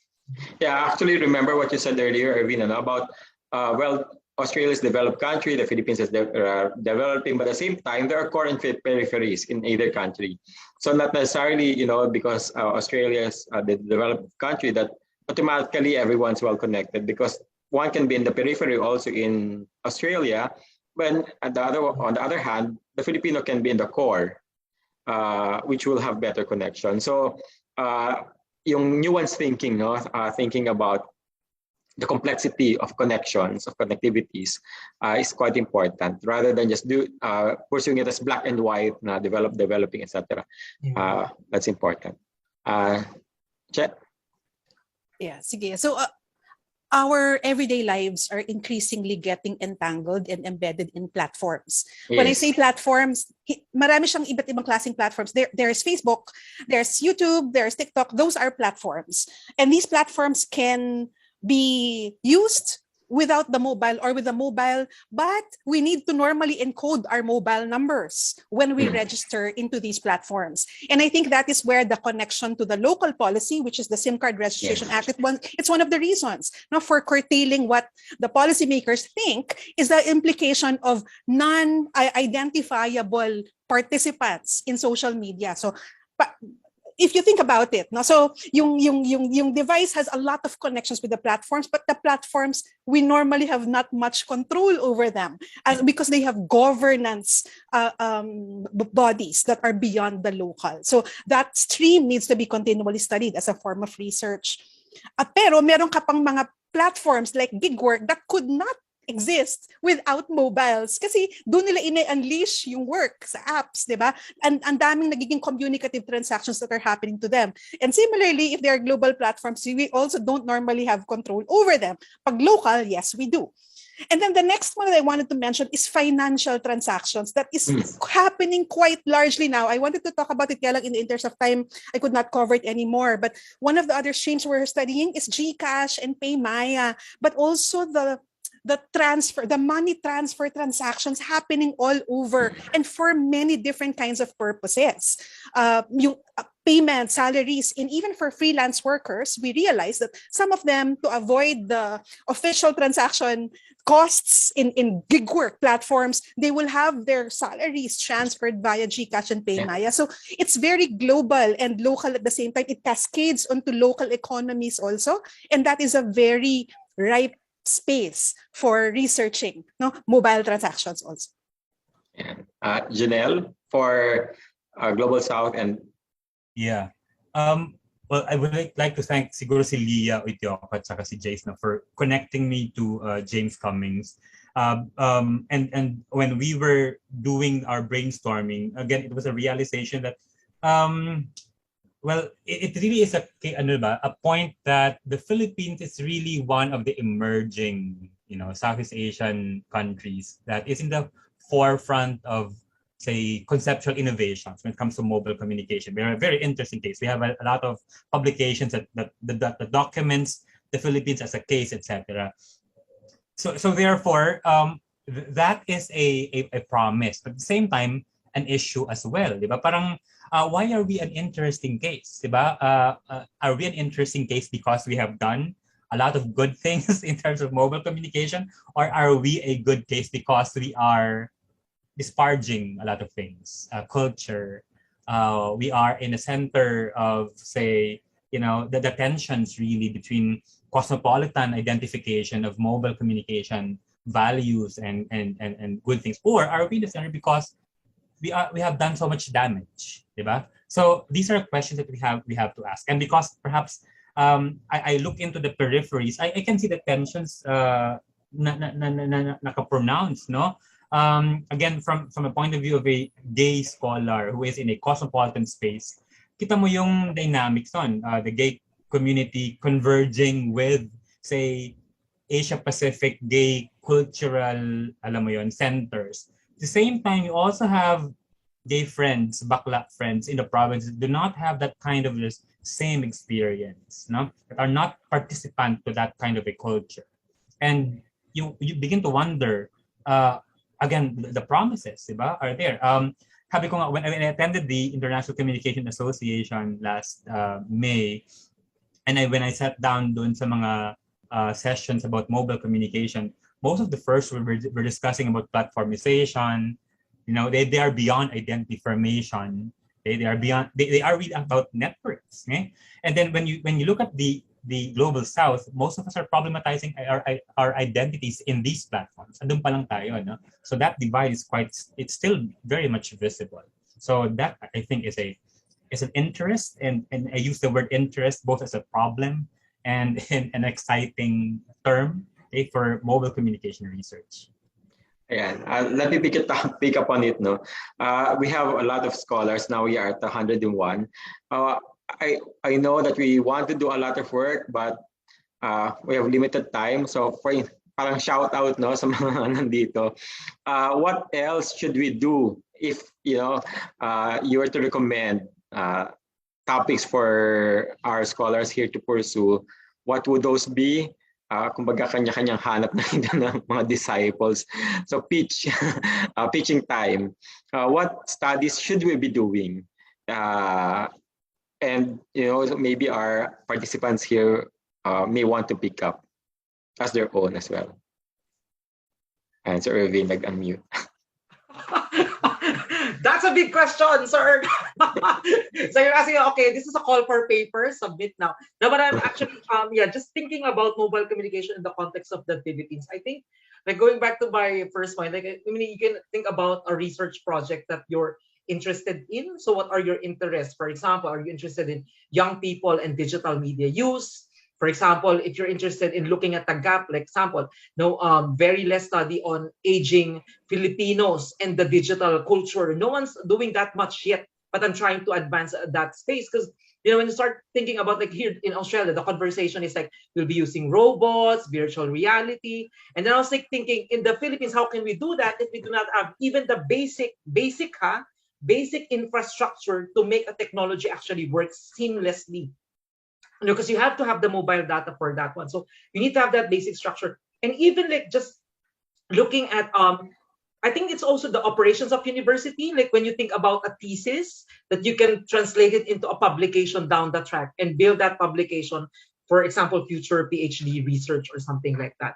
In terms of like themes for research, it could be around looking at gender, class, you know, ethnicity, and then looking at also phenomenon, for example, emerging technologies, emerging platforms, like emerging practices that you're noticing in that space. And you can also look at how this emerging, you know, technological transformations shaping traditional media.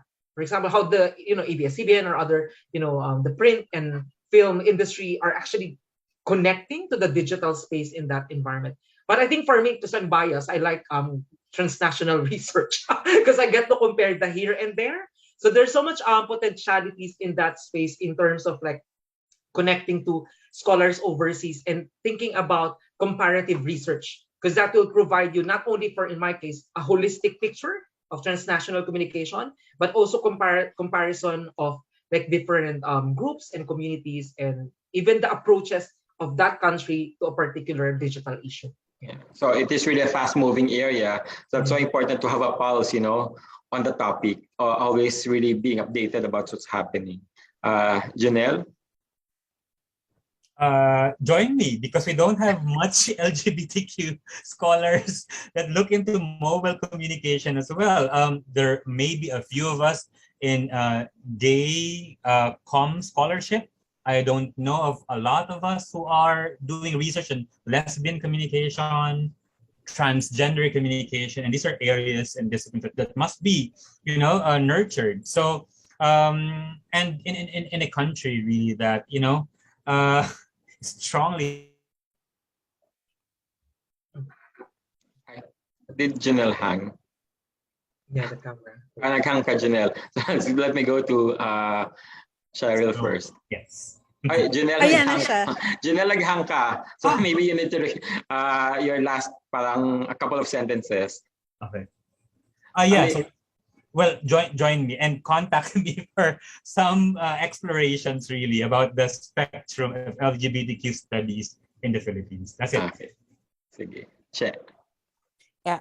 Well, to be practical here, siguro 3 nodes. Of course, the first is close to my own research interest, which is the various transformations engendered by the mobile in the context of work and organizing. No? So, ang dami kasing changes in the way we do work, the way we organize as well. No, that's facilitated by the mobile apps and devices, and that is certainly a broad area of research. It's done by many scholars in the North, but the way work is lived in the Philippines is very different from the North. And I guess the second one is quite, well, we're transitioning now to face-to-face classes, but during the time of the pandemic, and what was glaring to me, I just realized, because we assume that online learning happens via a computer. And I realized just from interviewing one of the gig economy riders. No, I was like, he needed to come home because his daughter needs his phone to attend the classes, and the class is being done via Facebook group, no, on the mobile. So the entire year was done learning via the mobile. So mobile learning in these contexts, again, being more broadly considerate of the different ways societal exchanges are happening outside of our middle class assumptions. And I guess the last one is just the possibilities of exploring an applied research in the context of mobile comm, like extending our research into thinking about what we can do with the data at a practical level that could be useful for policy, that can be useful for community organizers, that can be useful for the actual users we are interviewing or engaging with. So that's my last note. Thank you. Ito lang, to end, so my last point. Quite a difficult question, but because we've talked about our, for better for worse, the Philippines is an important milieu for mobile communication research. We have gained some notoriety for it because we have been the experimental setting for Facebook free data, among others. But the reality is, to be good scholars, we need to level up our research, to theorize. And the theorizing of mobility is ongoing. Even our prominent scholars have really yet to get started on parang what is equivalent of diffusions research in the 1960s. Really because the literature is there, but summing it up together to have an understanding of parang the unified theory of mobility in communication. But we have our own contribution. So I think the question is, what would you consider as your main key contribution? And of course, by extension, the Philippine contribution to theorizing mobile communication research as an inspiration then for our scholars here and for you to have your disciples in the future. Yeah, and of course, Cheryl have a lot of concepts already. You have been here doing this kind of research, but maybe you can highlight a couple of your key concepts that you have floated and explicated. It's a really difficult question. It requires a kind of reflecting on the things that we've done. But I guess in a broader a sense, we also build on the works of other mobile communication scholars before us, works of Richling, etc., that has looked at work and mobile in the margins.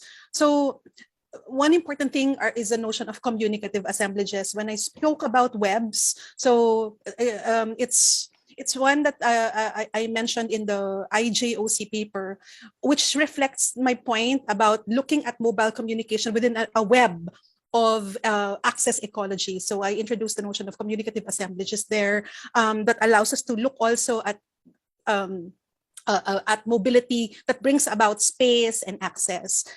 What else? And I guess the second one is really looking at the transaction ecologies nga in the context of mobile communication and digital transactions, and entertaining the idea of the kind of entertaining more the idea of the mobile app as a communicator as well. This is something that I'm continually developing kasi it's becoming so important, but I feel this responsibility is dispensed with because we don't see them as actors in the communication process. But if we can kind of draw our attention a bit more on what they are telling us and what they're making us do through that communication process, how it's organizing work and processes, maybe we can kind of hold them a little bit more responsible for their role in society. Thank you, Dr. Che. Janelle?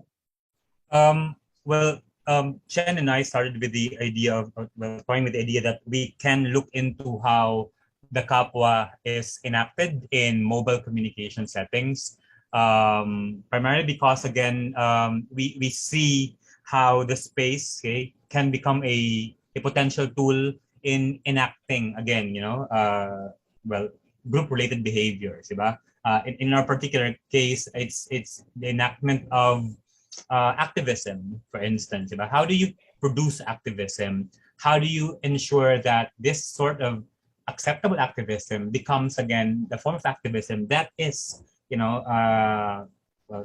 common across all the audiences of certain mobile communication messages that organizations or people send. In the same manner, I also use kapwa as a starting point. It's a very Filipino concept, but it's a good starting point in perhaps recognizing tensions, for instance, amongst LGBTQ or gay men in mobile dating applications, in Facebook groups, because seemingly, right, the Filipino gay men, they tend to be more individualistic, tend to be more transactional, sensual and sexual, without recognizing that they need to thrive as a holistic whole, as a kapwa, as a community, and I try to look into the nitty-gritties of that, and hopefully I could contribute on, how we can look into the platformization, what do you call this? The mobile communication of our very own concept of kapwa or pakikipagkapwa. Thank you. Oh no, actually, picking up on Cheryl's idea, in the platforms have their own language now. And before, we only had for the legacy media, we only had the Kapamilya, Kapatid. Now every YouTube vlogger has their version of Ka. And everyone has to find that Ka, because it's that idea of reflexive relationship or a social interaction being required in these platforms, which are actually essentially housed in our mobile phones. And then now we go to Earvin. Yeah, so I think in terms of theorizing about mobile communication, I mean, like in my own work, I'm particularly drawn into asymmetries, asymmetries in terms of social structure and also digital infrastructure, and how those asymmetries are shaping mobile practices. Like when you start looking at, for example, proximity is created because you have access and the skills for, to use technologies and stuff. But at the same time, it can also be kind of like disrupted in the sense that you become so close and you have all of these relationships kind of like being kind of like suffocating in that kind of like environment created by the technology in that space. And I think also in my work, I look at intimacy and caring practices, also sense of belongingness, and connected to Filipino culture. For example, filial piety, like our respect to older people, to our parents, and that also kind of like the love for the siblings. But at the same time, in a neoliberal context, that familial connection is creating the tension as well. And like people would be relying to their family members because the government is not providing the support for family members, and then the burden of the issues in the family would be carried by the someone overseas or back in the Philippines. So when you look at the home, it looks like an innocent, intimate space, but it's actually an interesting site for investigating like all of these tensions and also digital practices. And I think for me, I'm advancing this conversation about not only mobilities, but also immobilities. Because like, for example, when you look at during the pandemic, there were like physical immobilities, right?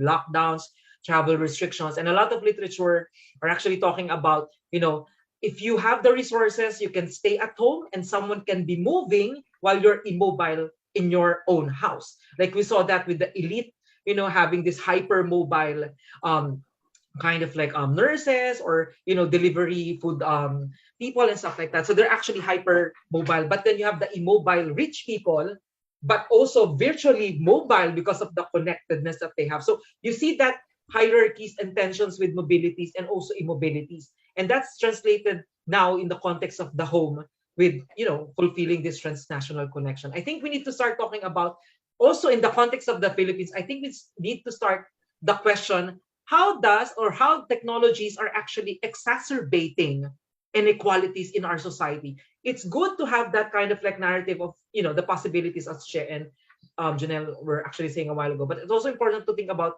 how inequalities can be actually exacerbated, and at the same time, what are the strategies of the people to subvert those tensions and constraints, and what can we learn from that process of subversion if it's actually polarizing, taking that democratic turn or something like favoring certain government or something. Yeah, spoken like an excellent critical qualitative researcher. Dr. Earvin. Okay, let me request our speakers another time picture taking, the four of us. So 1, 2, 3. Thank you. I am so happy with our webinar. We're back after such a long time, and thank you to our attendees for sticking with us. It was such a high-level discussion. I know it probably was difficult at times, but thank you for staying, and we will look forward to having you join us in our future webinars. So let's go to the next slide, Kath. We would like to invite you. So tuloy-tuloy na ito because we have started. And so now on July 27, just a couple of weeks from today, another time slot naman, 5 to 7 p.m., just in case people are not available within this time frame, we'll have a webinar on researching media history. It will feature Associate Professor Nick Ocampo from film, Dr. Georgina Encanto, who's going to talk about journalism, and Dr. Elizabeth Enriquez will talk about broadcast communication. So this is a continuation of our lifelong learning webinar series. So the three scholars will talk about their own respective disciplines, but at the same time, their own experiences. So this is like an oral history project for PA-CMRI. At the same time, next month, as I've said earlier, we're going to begin our masterclass series where we're going to discuss world views. So the worldviews which are important when mentoring our students or in pursuing our own research. We'll start with the Research Excellence Framework featuring Dr. Joyce Ariola of University of Santo Tomas, Dr. FPA Demeterio of De La Salle University, Dr. Alexander Flor from the UP Open University, and myself. And this is really just an Avengers of our communication and media discipline. And we will be posting, so please visit our Facebook page because we will be posting who are the resource persons in our Master's Bureau. And you'll see that we have really gotten the support of the best and brightest communication and media pioneers to serve as our resource persons in our masterclass series all the way to November 9. So maraming salamat. And finally, I think everyone's waiting for this. Please help us improve our webinar series by answering the evaluation form. And Kath has typed it in the chat box. And certificates will be given to those who will complete this evaluation form before 11:59 p.m. tonight. Yeah, maraming salamat. And I think we're good on time. It's 3 o'clock and have a good merienda, Dr. Earvin. Magaling ka. Hope Moderna doesn't strike you that badly. And get boosted, you know, para sa inyo, sa mga nandito din. Maraming salamat, everyone. Bye-bye. Thank you po. Bye-bye. Thank you. Thank you. Salamat din, Hernan. Bye. Salamat. Bye.